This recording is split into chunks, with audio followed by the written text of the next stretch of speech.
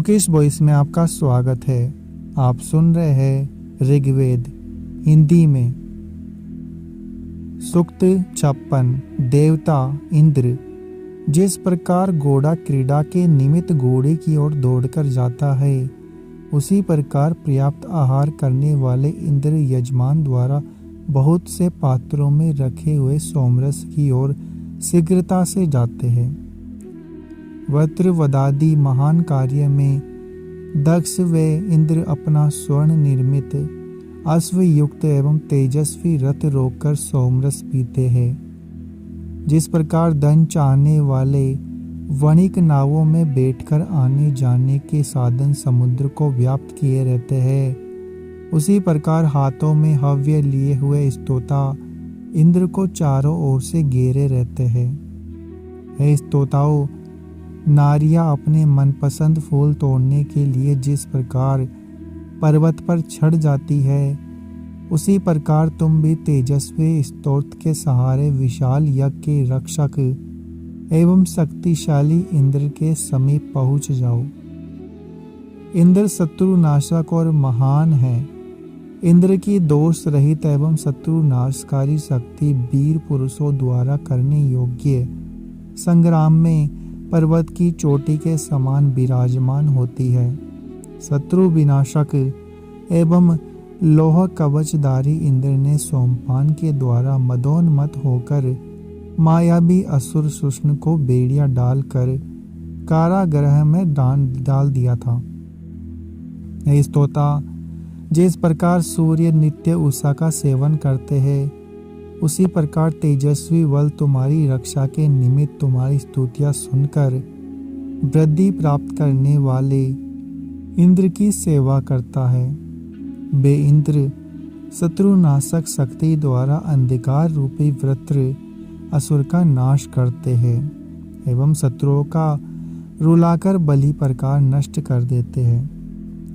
हे शत्रुहंता इंद्र, जिस समय तुमने वृत्र असुर द्वारा रोके हुए समस्त प्राणियों के जीवनाधार एवं विनाश रहित जल को आकाश से फैली हुई दिशाओं में बिखेरा था, उस समय तुमने सोमपान से प्रसन्न होकर युद्ध में वृत्र का वध कर दिया था एवं जल से पूर्ण मेघ को वर्षा करने के लिए अधोमुख कर दिया था। हे इंद्र, तुम वृद्धि को प्राप्त करके समस्त विश्व के जीवन आधार वर्षा के जल को अपने बल द्वारा आकाश से धरती के भागों में स्थापित कर देते हो। तुमने सोमपान से प्रसन्न होकर जल को मेघ से पृथक कर दिया है एवं विशाल पाषाण के द्वारा वृत्र को नष्ट कर दिया है। सूक्त 57। देवता इंद्र। मैं परम दानशील गुणों से महान प्रभुत्व धन संपन्न अमोघ बल के स्वामी एवं विशाल आकार वाले इंद्र को लक्ष्य करके अपनी हार्दिक स्तुति पूर्ण करता हूँ। जिस प्रकार नीचे की ओर बहने वाले जल को कोई रोक नहीं सकता, उसी प्रकार इंद्र का बल धारण करने में भी कोई समर्थ नहीं होगा। स्तोताओं को बलशाली बनाने के लिए इंद्र सर्वत्र व्यापक धन को प्रकाशित करते हैं। हे इंद्र, यह सारा संसार तुम्हारे यज्ञ में संलग्न था। हव्यदाता यजमान के द्वारा निचोड़ा हुआ सोमरस तुम्हें उसी प्रकार प्राप्त हुआ था जिस प्रकार जल नीची जगह पर आ जाता है। इंद्र का शोभन स्वर्णमय एवं शत्रुनाशक वज्र पर्वत पर कभी निद्रित नहीं होता।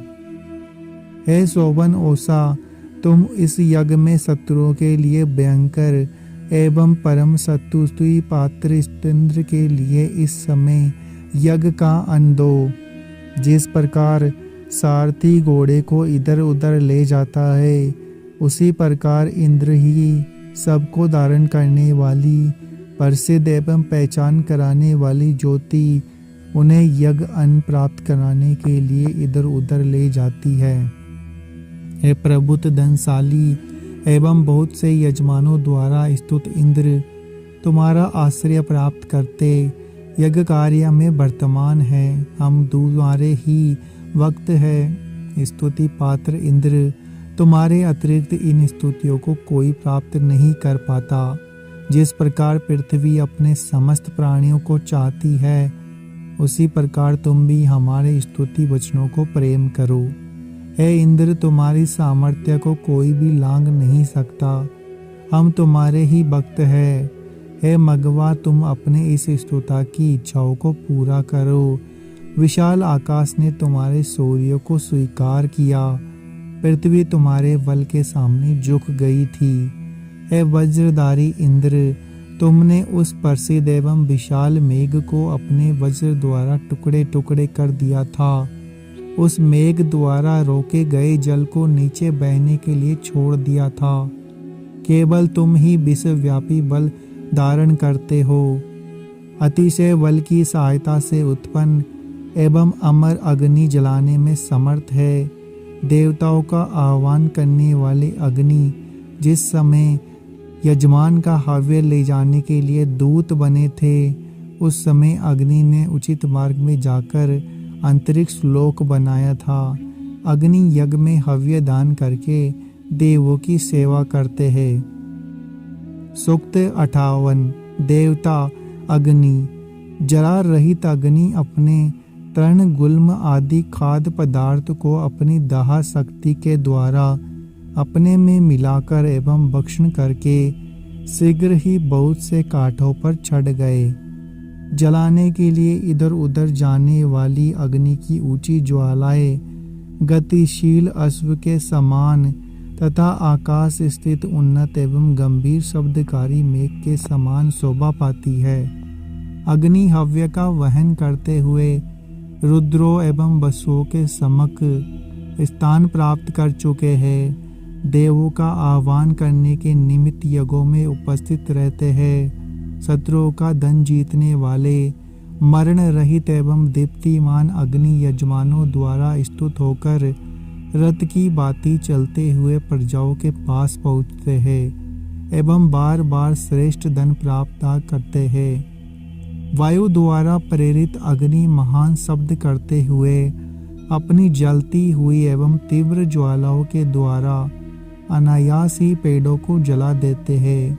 हे अग्निदेव, तुम जिस समय वन के वृक्षों को जलाने के लिए सांड के समान उतावले होते हो, उस समय तुम्हारे गमन का मार्ग काला पड़ जाता है। हे अग्नि, तुम दीप्त ज्वालाओं वाले जला रहित हो। वायु द्वारा प्रेरित अग्नि शिखा रूपी आयुध धारण कर लेता है तथा महान तेज के कारण गीले वृक्षों के रस पर आक्रमण करके सर्वत्र व्याप्त होता हुआ प्राणियों को उसी प्रकार पराजित कर देता है जिस प्रकार गायों के झुंड में सांड पहुंच जाता है। समस्त स्थावर एवं जंगम अग्नि से डरते हैं। हे अग्नि, मनुष्यों के बीच में भृगु ऋषि ने दिव्य जन्म प्राप्त करने के लिए तुम्हें उसी प्रकार धारण किया था जिस प्रकार लोग उत्तम धन को संभाल कर रखते हैं। तुम लोगों का आह्वान सरलता से सुन लेते हो एवं देवों का आह्वान करने वाले हो।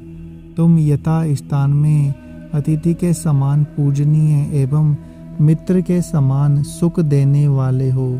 आह्वान करने वाले 7 ऋत्विज यज्ञों में सर्वश्रेष्ठ यजनीय एवं देवों के आह्वान करता जिस अग्नि का वर्ण करते हैं, समस्त संपत्तियां देने वाले उसी अग्नि की सेवा में मैं हव्य के द्वारा कर रहा हूँ तथा उस अग्नि से रमणीय धन की याचना कर रहा हूँ।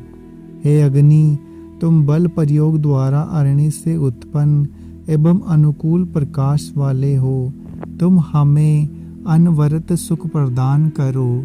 हे अनपुत्र अग्नि, लोहे के समान दृढ़तर पालन साधनों द्वारा अपने स्तोता की रक्षा करके उसे पापों से मुक्त करो। हे विशिष्ट प्रकाशवान अग्नि, तुम स्तुति करने वाले यजमान के लिए ग्रह के समान अनिष्ट निवारक बनो। हे धनवान अग्नि, दिव्य स्वरूप धन से युक्त यजमानों के लिए तुम सुख रूप बनो। हे अग्नि, अपने स्तोताओं की पाप से रक्षा करो। हे बुद्धि रूप धन से संपन्न अग्नि, आज प्रातः काल शीघ्र पधारो। सूक्त 59। देवता अग्नि। हे अग्नि, अन्य अग्नियां तुम्हारी सहाय होने के कारण समस्त देवगण तुम्हारे साथ ही प्रसन्न होते हैं। हे वैश्वानर, तुम सब मनुष्यों की नाभि में जठराग्नि रूप में स्थित हो।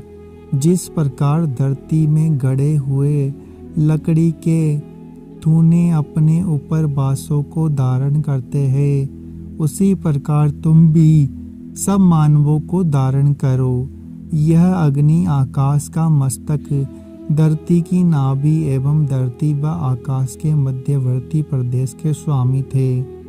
हे वैश्वानर, सभी देवों ने श्रेष्ठ मानवों के कल्याण के लिए तुम्हें ज्योति रूप एवं दान आदि गुण संपन्न उत्पन्न किया था। जिस प्रकार निश्चल किरणें सूर्य में स्थित है, उसी प्रकार सभी प्रकार के धन वैश्वानर अग्नि में निवास करते हैं। इसलिए तुम पर्वतीय औषधियों, जलों एवं मनुष्यों में स्थित धन के स्वामी हो। धरती और आकाश अपने पुत्र वैश्वानर के लिए विस्तृत हो गए। जिस प्रकार बंदी अपने स्वामी की अनेक प्रकार से स्तुति करता है, उसी प्रकार चतुर होता और सुंदर गति वाले, वास्तविक शक्ति संपन्न एवं सबके सुकुशल नेता वैश्वानर के लिए महान एवं विविध स्तुतियों का प्रयोग करता है। हे जातवेद, तुम्हारा महत्व आकाश से भी बढ़कर है। तुम मानव प्रजाओं के राजा हो। तुमने असुरों द्वारा अपहृत धन युद्ध के द्वारा छीनकर देवों को दिया था। मनुष्य जल वर्षा के लिए जिस आवारक मेघ के हंता विद्युत रूप अग्नि की सेवा करते हैं, मैं उसी जल वर्षी वैश्वानर के महत्व का उच्चारण करता हूँ। उसने दस्यु को मारकर वर्षा का जल गिराया एवं संबर का नाश किया। वैश्वानर अग्नि अपने महत्व के कारण समस्त मनुष्यों के स्वामी एवं पुष्टिवर्धक अन्न वाले यज्ञों में बुलाने योग्य है। सतवनी के पुत्र राजा पुरनीत अनेक यज्ञों में प्रकाश संपन्न एवं प्रिय बाक अग्नि की स्तुति करते हैं। सूक्त 60। देवता अग्नि।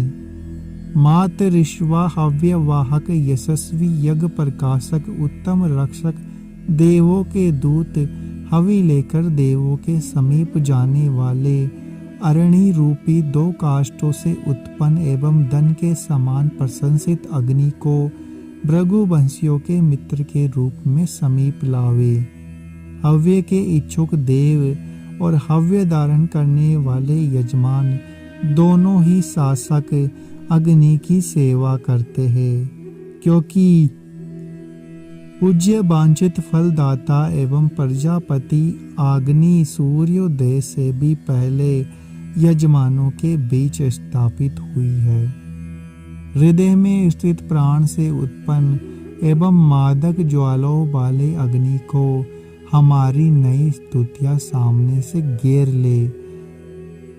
उचित समय पर यज्ञ करने वाले मनुष्यों ने संग्राम के समय अग्नि को उत्पन्न किया। यज्ञ स्थल में प्रविष्ट यजमानों के बीच सबके प्रिय शुद्धिकर्ता निवास देने वाले वर्ण करने योग्य अग्नि को स्थापित किया गया है। वे शत्रु दमन के लिए दृढ़ निश्चयी हमारे घरों के पालन करता एवं यज्ञ भवन में धन के अधिपति हो। हे अग्नि, जिस प्रकार घोड़े पर चढ़ने का इच्छुक सवार घोड़े की पीठ साफ करता है, उसी प्रकार गौतम गोत्रोत्पन्न हम धन के स्वामी, सबके रक्षक, यज्ञ संबंधी अन्न के व्रता तुझ अग्नि का मार्जन करते हुए सुंदर स्त्रोतों द्वारा तुम्हारी सहायता करते हैं। हे बुद्धि द्वारा धन प्राप्त करने वाले अग्नि, कल प्रातः काल शीघ्र आना। अगर आपको हमारा यह प्रयास पसंद आ रहा है तो चैनल को सब्सक्राइब करें, वीडियो को लाइक और शेयर करना ना भूलें। मिलते हैं आपसे अगले वीडियो में।